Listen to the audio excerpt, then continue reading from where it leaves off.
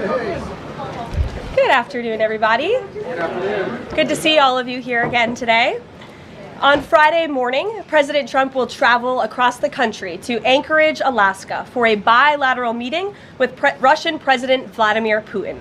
The brutal war between Russia and Ukraine broke out under Joe Biden's incompetent leadership, but President Trump is determined to try and end this war and stop the killing. As the president has said over and over again, his strong preference will always be for peace and partnership, whenever those outcomes can possibly be achieved. There is no leader in the world right now who has been more committed to preventing wars or ending them than President Donald Trump. Just look at what took place here at the White House last Friday, when President Trump hosted the Azerbaijani president and Armenian prime minister and got the two leaders to sign a historic joint declaration for peace, ending a decades-long conflict that disrupted the region and claimed countless lives.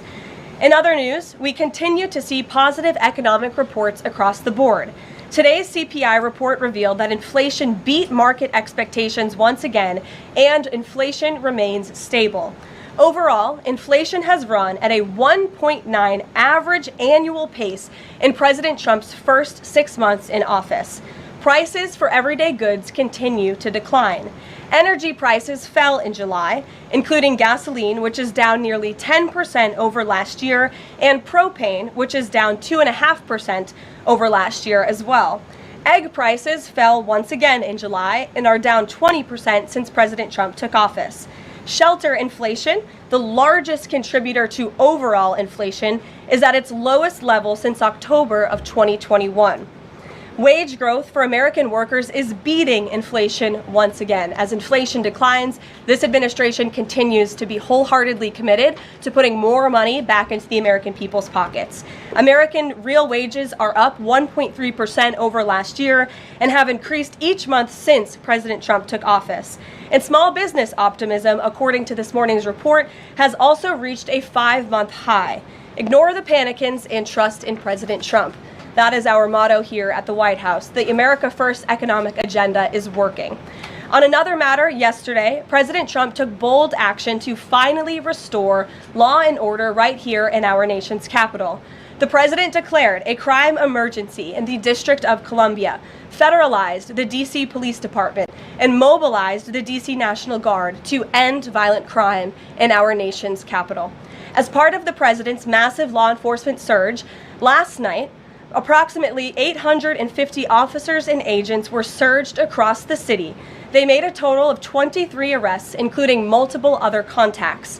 Last night, these arrests consisted of homicide, firearms offenses, possession with intent to distribute narcotics, fare evasion, lewd acts, stalking, possession of a high-capacity magazine, fleeing to elude in a vehicle, no permits, driving under the influence, reckless driving, and a bench warrant. A total of 6 illegal handguns were seized off of District of Columbia streets as part of last night's effort. This is only the beginning.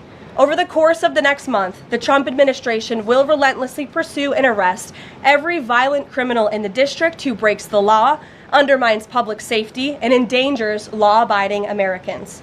President Trump will not be deterred by soft-on-crime Democrats and media activists who refuse to acknowledge this rampant violence on our streets. He is going to make our nation's capital the most beautiful and safe city on earth, just as he promised on the campaign trail. Staying on the topic of public safety, the Trump administration continues to shatter records on border security. According to brand new numbers released this morning from Customs and Border Patrol, illegal crossings have fallen to all-time lows once again. Here were the records set in July. Again, these numbers were released this morning. The lowest monthly nationwide encounters ever, down nearly 90% from the monthly average under the Biden administration. The lowest monthly Border Patrol apprehensions nationwide ever, smashing the previous record set the prior month in June. The lowest monthly Southwest border apprehensions ever. The lowest daily apprehension average ever, the lowest single-day apprehensions ever. And for the third straight month, there were 0 illegal aliens released into the country. Let me repeat that remarkable statistic. For the third month in a row, not a single illegal alien was released by the Trump administration into the United States of America. This is historic. Under President Trump, this border is the most secure it has ever been.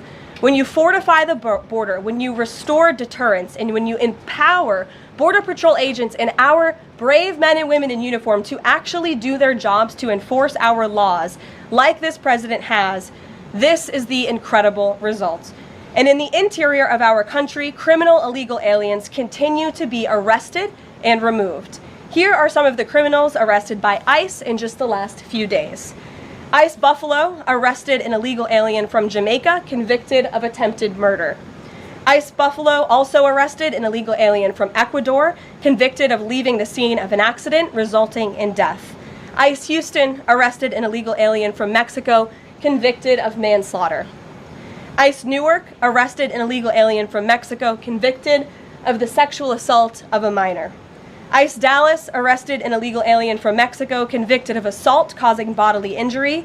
And already the Trump administration has arrested more than 300,000 illegal aliens in 2025. Again, more than 300,000 illegal alien criminals have been arrested in the interior of our country in the first 6 months of this administration. And despite many false reports in the media, nearly 70% of these arrests have been criminal aliens with criminal charges or prior convictions. This is success all around. This is removing the most dangerous public safety threats from America's communities and returning these individuals to their home countries. So there's been success all around. I'm sure you have a lot of questions today. I'm happy to get to them, so let's get started. And as always, we'll start with our new media seat, who is our podcast host today, Benny Johnson. Benny, why don't you kick us off, and thanks for being here. Thank you, Caroline.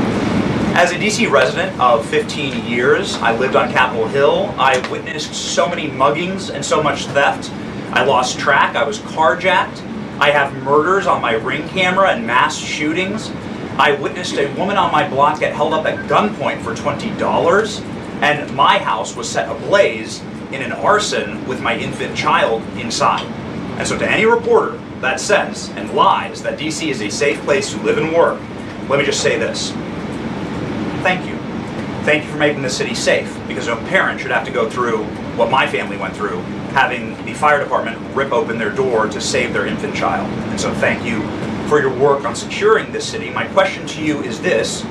Nancy Pelosi has attacked the president for deploying the National Guard to the city, saying that it is to cover for his incompetence. Hillary Clinton has also attacked the president for securing the city of Washington, D.C. I'd like to get your response to Nancy Pelosi and Hillary Clinton. Sure. Well, first of all, Benny, I'm so sorry that happened to you and your family.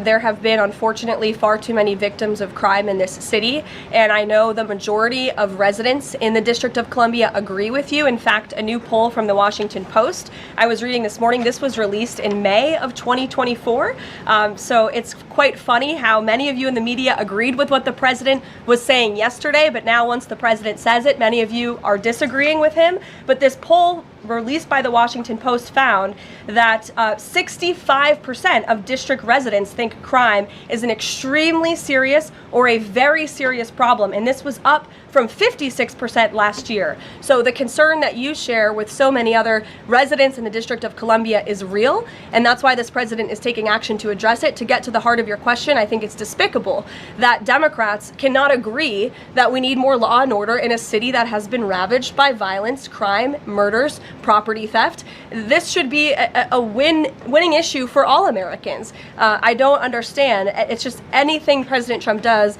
the Democrats want to disagree with. I think the president would love to work with Democrats on this issue to bring law and order to America's cities, but unfortunately they have failed, and that's why he's taken this historic action to federalize the National Guard. And as you're seeing from last night's numbers, we already have seen success. We are removing violent offenders, we are arresting criminals, and we are removing drugs and firearms off of the streets of the city to make it safer for all of its residents. Just a very quick follow-up to that.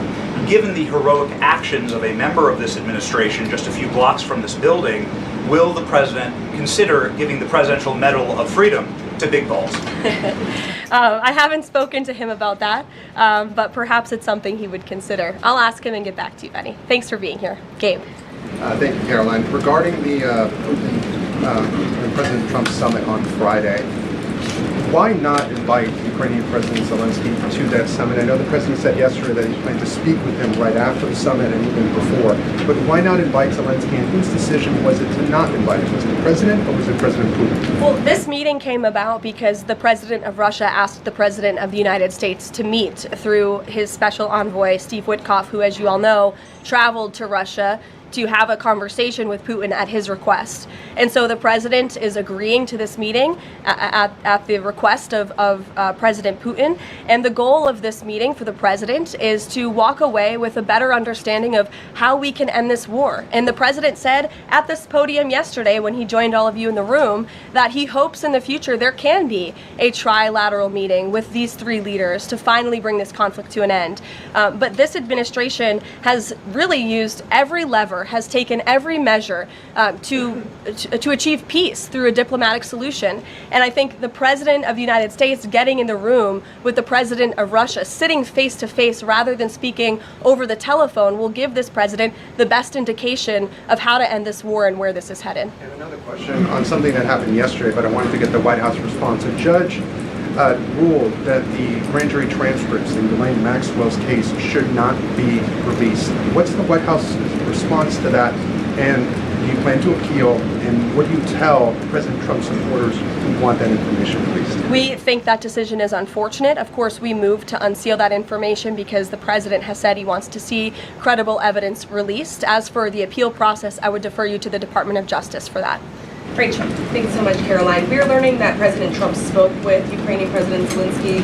I was curious if you can share any more details about their call, and did Zelensky give President Trump any red lines, any non-starters ahead of this summit on Friday? Look, I don't want to reveal the private conversations between the president and President Zelensky, but what I can tell you is that the president has deep respect for all parties that are involved in this conflict and are trying to bring this conflict to an end. After Special Envoy Witkoff returned from his meeting with President Putin in Russia, his first phone call was to President Trump.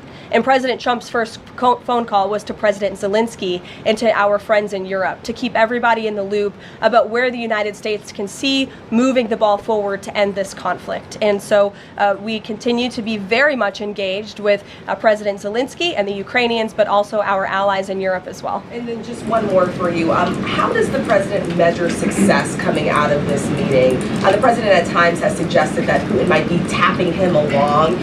Is he prepared to walk out of this meeting if he senses that Putin is not serious about ending this war? I think I just answered that question for you and what the goal and the expectation of the meeting is. And I won't jump ahead of any hypotheticals, and I'll leave it to the president to speak to all of you after the meeting, which I'm very confident he will. Steve. Is he optimistic that a deal will emerge from this meeting, or is he simply going to listen? I think this is a listening exercise for the president. Look, only one party that's involved in this war is going to be present. And so this is for the president to go and to get, again, a more firm and better understanding of how we can hopefully bring this war to an end. Caroline, how did you settle on Alaska as the site for this? So there were some other sites being discussed. This is like it was a midpoint between the two leaders? There were many sites discussed, but of course Alaska is a state within the United States of America, so the president is very honored and looks forward to hosting President Putin on American soil. Last thing, is there a joint news conference plan, or will the president have a solo one? What sort of scheduling stuff? Yeah, the mechanics and the scheduling, Steve, are still being ironed out. For Friday, we're working with our Russian counterparts to put those plans into action, and of course we'll keep you all apprised on the logistical details of Friday as soon as we get them. Charlie? The president said at the podium yesterday twice that he was planning to go to Russia. Was that a verbal slip-up, or does he actually plan to go to Russia? Perhaps there are plans in the future to travel to Russia, and on Friday the president will be meeting with the Russian President Vladimir Putin in Alaska, as you know. Phil? Last week, the president said the CEO of Intel was highly conflicted, seeming to cite his past investment with Chinese companies that were doing business with the Chinese military. Yesterday, he called his meeting with that CEO a success. So what can you tell us about what the Intel CEO said to President Trump that changed his mind? The president put out a statement that you cited, Phil. I will leave it at that. He shared his thoughts on that meeting and how it went, and for any further comment on that, I'll leave it to him to make. Will the Bureau of Labor Statistics continue to put out monthly jobs reports? Well, look, what I'll tell you about the Bureau of Labor Statistics, I believe that is the plan, and that's the hope, and that these monthly reports will be data that the American people can trust. As you know, the Bureau of Labor Statistics has made massive revisions after the last several reports that they have put out. And there has certainly been a decline in the quality and the reliability of data coming from the Bureau of Labor Statistics, and there's been an increase in revisions. And this president and the administration is finally tackling this problem that so many have talked about, and the president is actually doing something about it. We need to restore new leadership that we can trust. As you know, the president has appointed someone new to take over the BLS, and so we need to look at the means and the methods of how the United States is acquiring this very important data, and all of that is going to be done, and the goal, of course, is to provide honest and good data for the American people to make very important economic decisions on. Thank you, Michael. Thank you, Caroline. 2 questions, if I may. The president has talked about land swaps between Russia and Ukraine. Vladimir Putin says he wants Russia to hold on to Russian-occupied territory in eastern Ukraine.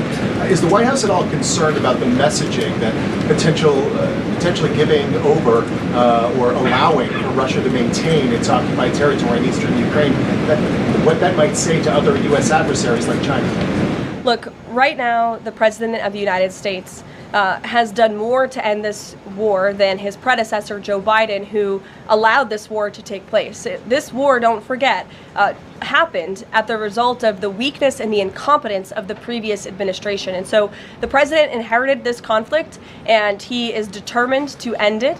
And it's a very complex and complicated situation. As for the details of the plans that have been kind of tossed back and forth, I won't get into those, and I will let the president of the United States discuss those plans with the president of Russia, with our European allies, and the president of Ukraine, Zelensky himself as well. Sure, go ahead, in the green. Thank you, Caroline. As far as the policing and security operations in DC, Speak up. Is there a timeline? Do we know what success looks like? Is it going to last longer than 30 days? And also, is there going to be an immigration enforcement aspect to this? So can you speak up a little bit? The air conditioning is bumping in here for all of you today after yesterday's heater, so we've got to stock up. You're welcome. Go ahead. Is there a timeline for the security operations here in DC? And also, is there going to be an immigration component to this? And what would that look like? Look, if law enforcement officers encounter a criminal in this city, and they are an illegal alien, of course the appropriate measures to detain and deport that individual will be taken, as they should. No city should be a sanctuary for anyone other than law-abiding American citizens, and that has been the position of this administration since day one. As for the timing, we will reevaluate and reassess and make further decisions after this 30-day period is up.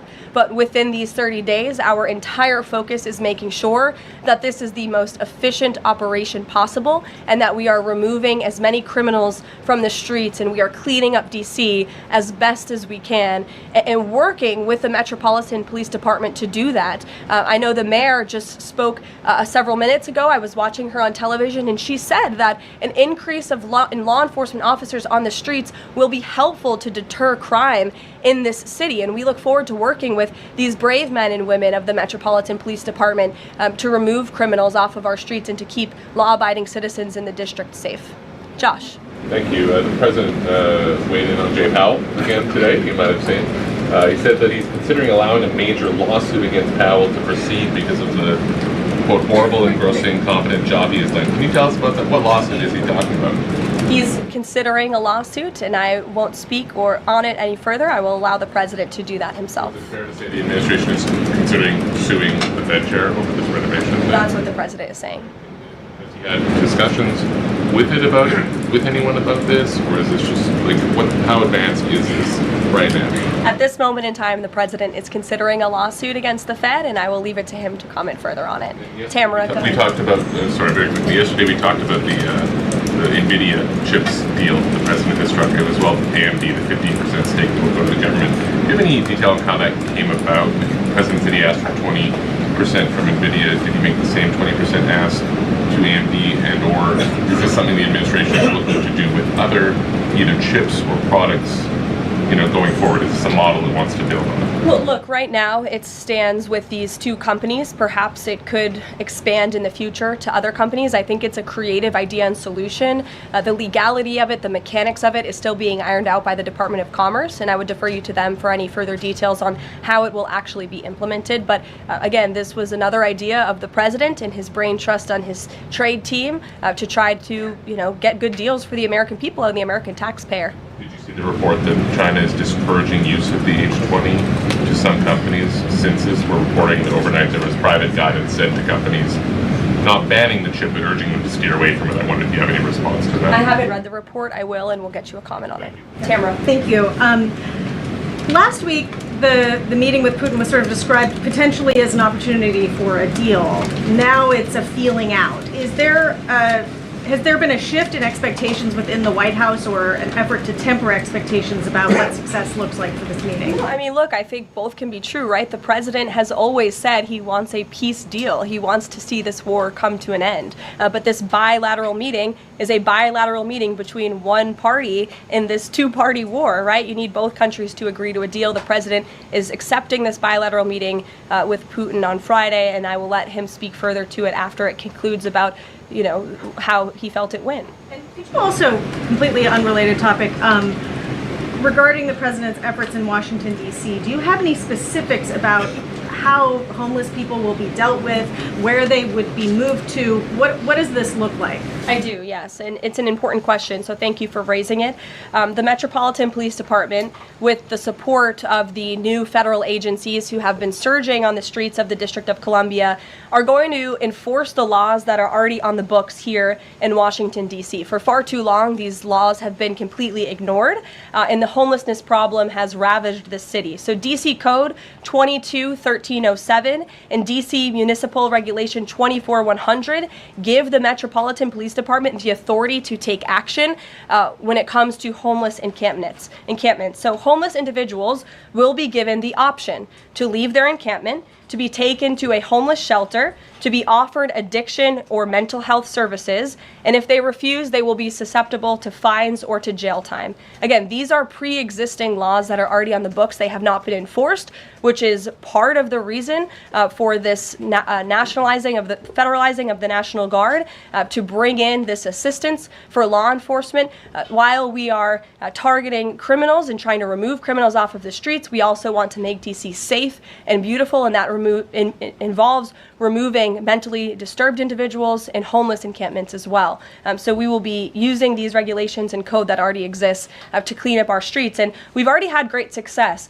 Not many of you picked up on this, but the United States Park Police has actually done remarkable work in terms of removing homeless encampments from the city. Since the president signed this executive order in March, 70 homeless encampments have been removed by the U.S. Park Police. There are only 2 homeless encampments remaining in D.C. federal parks under the National Park Service's jurisdiction, and the removal of those 2 remaining camps is scheduled for this week. So the U.S. Park Police will be leading this effort alongside MPD. Just very quickly, he had talked in one of his social media posts about moving them very far outside of the city.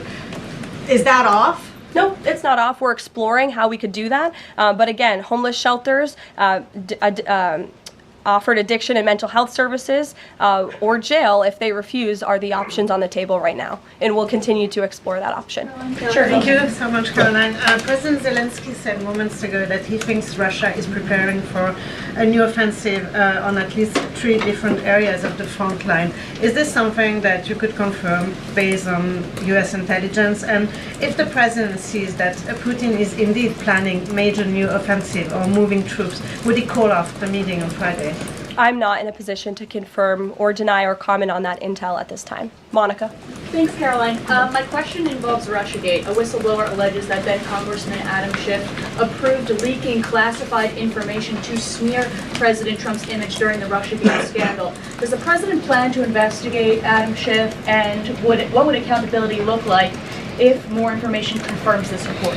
The president has already said he wants to see Adam Schiff held accountable for the countless lies he told the American people in relation to the Russiagate scandal. I brought Tulsi Gabbard out to this podium to talk to you about all of that, and this administration is taking accountability very seriously. As for this new FBI whistleblower report, I understand Kash Patel last night declassified a 302 FBI document showing that a whistleblower who is a Democrat, a career intelligence officer who worked for Democrats on the House Intel Committee for more than a decade, repeatedly warned the FBI in 2017 that then Rep. Adam Schiff had approved leaking classified information to smear then President Donald Trump over the Russiagate scandal.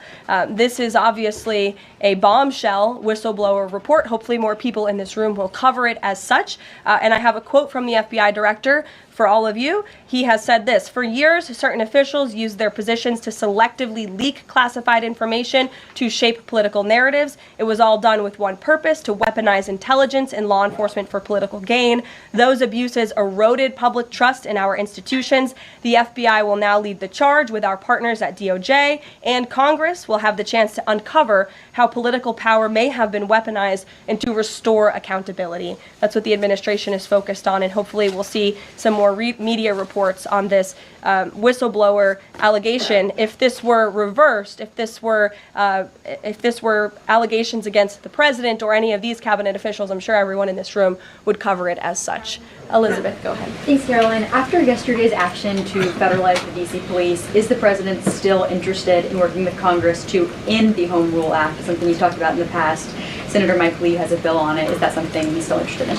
The president is very much still interested in working with Congress to address many of the issues that have plagued Washington, D.C., such as the cashless bail policy, which has been a complete disaster for the city. Juvenile delinquency is another major problem in the city that Congress can address. So I know Congress is on recess right now. When they get back to work to Washington, this president looks forward to having these conversations with our friends on Capitol Hill so we can work with them to make D.C. safe and beautiful again. And again, we encourage Democrats to join us in this effort. Perhaps their approval ratings would move up a little bit if they did. I saw a new poll today. Democrat approval rating is at an all-time low, 32%. If they could just stand by the basic notion of law and order, perhaps they would see that tick up a bit, and we welcome them to do that. Dasha. Thanks, Caroline. President Trump yesterday at this podium indicated this, so has NATO Secretary General Mark Rutte, that in order for peace to happen, it is very likely that Ukraine will have to cede some land to Russia. Zelensky has repeatedly said no land for peace. That's not going to happen. Has this administration communicated to Zelensky that he's going to have to change that position? Look, I appreciate your asking that question in a different way than your colleague Michael in the back. I don't want to get into the details of these negotiations and these discussions that have taken place out of respect for where we are right now, and I'll let the president speak on it further if he wishes to. More about Israel. Sure. I know the president has had a call with Prime Minister Netanyahu recently. Netanyahu is planning to seize the remainder of Gaza City. What is the administration's position on this move by Israel's government? Look, this is an incredibly complex and complicated war that, again, was inherited by this president, by his predecessor, Joe Biden. October 7th was one of the worst days in history. We saw innocent people slaughtered, murdered, kidnapped by Hamas terrorists. This administration has taken extensive time and effort and resources since Inauguration Day in January to end this conflict. We have given many flexible arrangements backed by Israel to Hamas, and unfortunately, Hamas has never agreed. Looking ahead, I will let the president speak on where he sees this going, but this is, of course, an incredibly complex and complicated situation. The administration has made our goal clear. We want to see this conflict end. We want to see the hostages released, and we've tried, the president and his national security team have given extensive effort and time to doing that. With how Israel has used those resources and the assistance that you've provided? Look, I'll let the president speak on the further actions that Israel may or may not be taking. Good to see you. Good to see you as well, Caroline. Thank you. The Kremlin is expressing interest that Friday's meeting will move beyond just terms to end the war into improving bilateral relations. There's talk over how how they're interested in potentially restoring direct flights between Russia and the United States. Is President Trump open to those kind of peripheral conversations, or is this directly focused on ending the war in Ukraine? I think this conversation on Friday is focused on ending the war in Ukraine as far as the president's perspective goes. Those conversations, I think the president is interested in having, but his main priority right now is ending this war and to stop the killing that has gone on for far too long. You're welcome. Carolyn. In the back. Go ahead. Yeah, two questions on the economy. So first, we've had small businesses tell us that it's not foreign exporters who are eating the tariffs, it's them. And they've held off on raising prices, but soon they're going to have to raise prices. What is the White House's message to them? The White House's message to our small business owners across the country is you have never had a better ally or friend or supporter in this White House than President Donald Trump, who is a businessman himself, who understands your concerns and who wants to restore wealth back to our country through the powerful use of tariffs. And that's what he's focused on doing, while simultaneously driving down costs. You have to remember, we are 6 months into this administration, and we had a president who had no business experience, had no idea what he was doing, and who funneled billions of wasteful spending dollars into our economy, which created the worst inflation crisis in a generation. Now this president is focused on tackling inflation, deregulating, cutting costs, cutting red tape to make it easier for small business owners to thrive. And again, the economic indicators show that we are moving in the right direction. In January, when this president showed up to the White House, the 6-month annualized core inflation rate was 3.7%. Today, 6 months later, the 6-month annualized core inflation rate is 2.4%. So we are trending in the right direction. Moving forward, since President Trump took office, for another 6 months, inflation will be tracking at 1.9%. At this trajectory, you look at grocery prices, they fell, energy prices fell, fuel oil fell, ship fares fell, propane fell, butter, margarine, eggs, non-prescription drugs. You go through the list of items that are falling. And then I would also point to that report this morning showing that small business optimism has reached a 5-month high. So look, we inherited an economic mess from the previous administration, but this administration is focused on fixing it every day. And part of that is signing the largest tax cuts into law to put more money back into the pockets of these small business owners. Just on the BLS, they collect the inflation data, obviously. If the jobs data is not reliable, should Americans trust the inflation data? Well, look, the jobs data has had massive revisions. We want to ensure that all of the data, the inflation data, the jobs data, any data point that is coming out of the BLS is trustworthy and is accurate, which is why the president has restored new leadership at the BLS. Sure, go ahead. Yeah. Okay. Hi. Thank you. So Gavin Newsom has said that California is going to sue in response to the government's demand for $1 billion from UCLA over the DOJ's anti-Semitism findings. Newsom has called this extortion and ransom. So I'm wondering what the White House's response is to Newsom on UCLA. Bring it on, Gavin. This administration is well within its legal right to do this, and we want to ensure that our colleges and our universities are respecting the First Amendment rights and the religious liberties of students on their campuses, and UCLA has failed to do that. And I have a whole list of examples that I will forward to Gavin Newsom's press office if he hasn't seen them himself. Brett. Thanks, Caroline. What was the reason that President Trump chose to move on from Billy Long as IRS commissioner? Look, I think the president wants to see Billy Long as the ambassador to Iceland. As you know, that is where he will be headed. And the president loves Billy Long, and he thinks that he can serve the administration well in this position. For now, Secretary Scott Bessent will be the acting IRS commissioner. Timeline for announcing a new pick? Go ahead. Thank you. Oh, Ed, go ahead, but then in the back. Yes. Go in the back first. Okay, sure. Thanks, Caroline. One foreign policy and then one domestic question, if I may.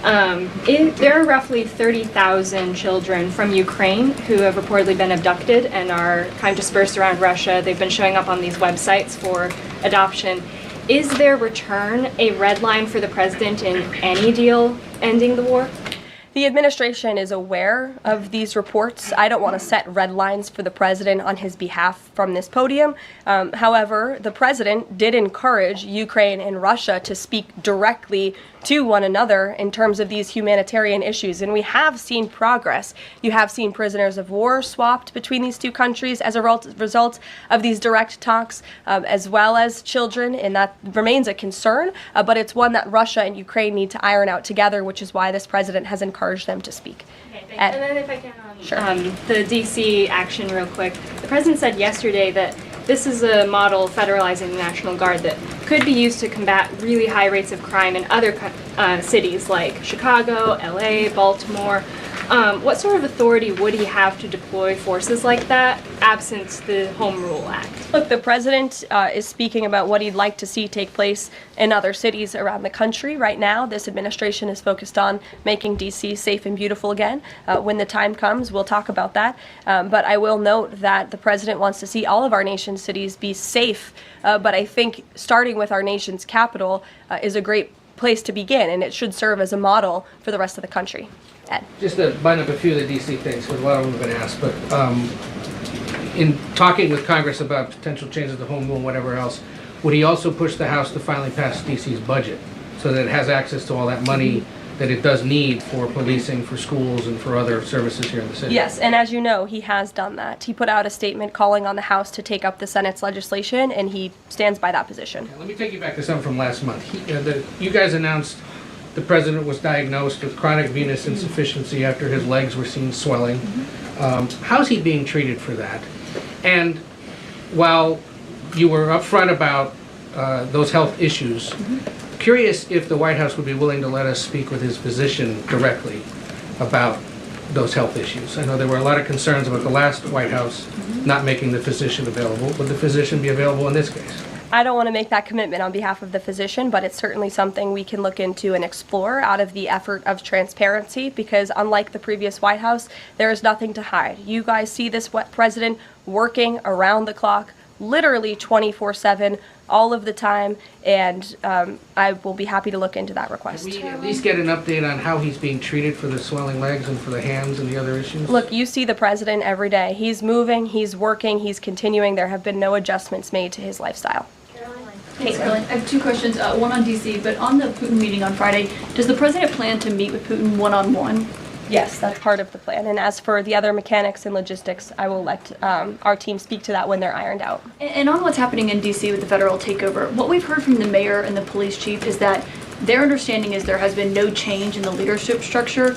In the White House's view, who is in charge of the MPD right now? If you read the executive order, it will tell you the leadership structure is as follows. We plan to work with the Metropolitan Police Department, but ultimately the chain of command is as such. The President of the United States, the Attorney General of the United States, our DEA Administrator, Terry Cole, who is now serving ahead of the Chief of the Metropolitan Police Department. And they will be working together. Nope, Terry Cole, as you heard from this briefing room yesterday, is in charge of the Metropolitan Police Department, and he's working with the chief to ensure that law enforcement officers are allowed to do their jobs in this city. Caroline? Yeah, thanks, Caroline. I know you said earlier the hope is to maintain monthly job reports, but the president's new nominee for BLS Commissioner E.J. Antoni recently told Fox Business that the BLS should suspend issuing monthly job reports and only issue quarterly reports until the jobs data methodology is corrected. So does the president disagree with that assessment that his nominee is said there, or suspending these monthly job reports a real option? I think he floated the idea of possibly suspending until they can get the data and the methodology in order. And this president wants to ensure that the BLS, again, is putting out accurate and honest data that the American people can trust. Since you brought up the new commissioner, he holds a master's and doctor's degree in economics from Northern Illinois University. He's the chief economist in the Heritage Foundation's Center for the Federal Budget. And in addition to his work at Heritage, he has multiple other roles. He's been widely renowned for his work on economic issues. He's been called before Congress to testify as an economic expert. So he's a qualified individual, and the president trusts him to lead this important department. I think a couple more questions. Sure, go ahead. Given that the administration now has jurisdiction over MPD, can we expect, does that mean like personnel changes, hiring, firing? Can we expect leadership changes internally in the Metropolitan Police Department? I just walked through what the leadership structure looks like right now. Within the uniformed police department, right? I mean, does that mean that the Attorney General, others kind of have the ability to make those personnel decisions? I would imagine it means they have the ability. As for any changes, I'm not tracking any. Again, we look forward to working alongside the Metropolitan Police Department, and we did that last night successfully, and we hope we can do that for the next 29 nights. Go ahead. Caroline, Yes. So in light of reports that ICE agents detained a 15-year-old student with disabilities outside an LA high school, even leaving bullets on the sidewalk, how does the Trump administration plan to ensure parents that their children can return to school without fear of being wrongfully detained or endangered by federal agents? Where'd you see that report? LA Times. Okay, well, I'll have to look into the veracity of that report. I read the LA Times almost every single day, and they are notorious for misleading the public. I'm sure there's more to that story than the way that you just characterized it. This administration wants to ensure that all school children across the country in every city, from Los Angeles to DC, can go to school safely. And that's part of this administration's effort to federalize the National Guard in Washington, to ensure that ICE is removing child predators. I just read you a list of a handful, just a handful, of the hundreds of thousands of child predators that this administration is removing off of the streets of Los Angeles and every other community across this country. Because we want to ensure this is a country where American school children can be safe, where they can prosper, and where they are not threatened by violent criminals, whether they are illegal or whether they are American citizen homegrown criminals, as this president calls them. So I will gladly go check on that report, and I'll get you the facts. Thank you. Caroline. Thank you. Thank you.